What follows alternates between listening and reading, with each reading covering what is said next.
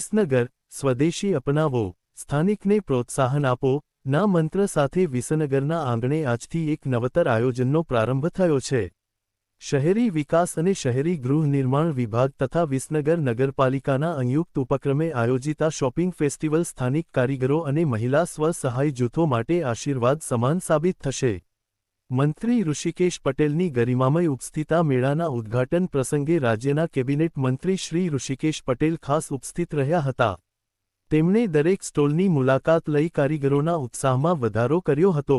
મંત્રીશ્રીએ જણાવ્યું હતું કે આવા આયોજનોથી નાના ઉદ્યોગ સાહસિકોને સીધું બજાર મળે છે અને વડાપ્રધાનના આત્મનિર્ભર ભારતના સપનાને વેગ મળે છે. આ મેળો માત્ર ખરીદીનું સ્થળ નથી, પણ વિસનગરની કલા અને સંસ્કૃતિનું પ્રદર્શન છે.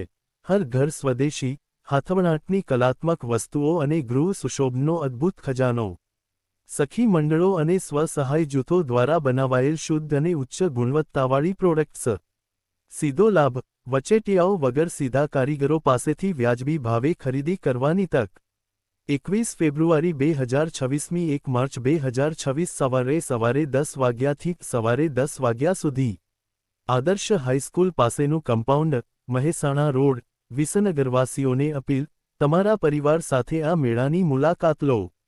તમારી એક નાની ખરીદી કોઈ સ્થાનિક કારીગરના ઘરમાં દીવો પ્રગટાવશે.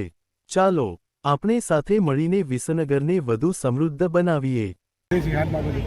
આખા ગુજરાતની અંદર જ્યાં આગળ શહેરો છે, નગરપાલિકાઓ છે, અને સ્વદેશીનો મૂળભૂત મંત્ર તાકાતવાળું થવાનું અને પોતાના પગ ઉપર નિર્ભર થવા માટે રાષ્ટ્ર અને રાજ્ય સંકલ્પના કરતું હોય એ સમયે આ સ્વદેશી વસ્તુઓનો જે હાટ દરેક શહેરમાં લાગે, એટલે લોકોને જે સામાન્ય રીતે બજારમાંથી ખરીદતા હોય એ બધા લોકો માટે એક જે કન્સેપ્ટ આદરણીય પ્રધાનમંત્રી મોદી સાહેબે મૂક્યું છે એને વેગ આપવા અને સ્વદેશી અપનાવવાવાળો વિષય, એને પ્રમોટ કરવાવાળો વિષય, અને સાથે સરકારનો જે વિભાગ ચાલી રહ્યો છે, વિભાગ દ્વારા દરેક વસ્તુ માટે ટ્રેનિંગ, અને ટ્રેનિંગ પછી એ તૈયાર કરી અને વેચી શકે એક પ્લેટફોર્મ પૂરું પાડવાનું કામ આ હાટ કરશે.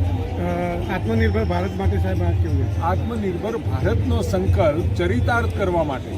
કારણ કે આત્મનિર્ભર ભારત બનવું હોય તો પહેલી શરત એ સ્વદેશી અપનાવો. પોતાની આ ચીજ વસ્તુઓ, પોતાના દેશમાં બનતી, પોતાના ગામમાં બનતી ચીજ વસ્તુઓ પોતે લોકો વાપરતા થાય અને સ્વદેશી વાપરવાનું ગૌરવ અનુભવતા થાય, એ પ્રકારનો સંકલ્પ અને વિષય આખા દેશમાં ચાલી રહ્યો છે. અને સાથે ગુજરાતમાં પણ આદરણીય પ્રધાનમંત્રી મોદી સાહેબે મૂકેલો સંકલ્પ એ વિકસિત ભારત તરફ લઈ જવાનો પ્રથમ પગલું છે.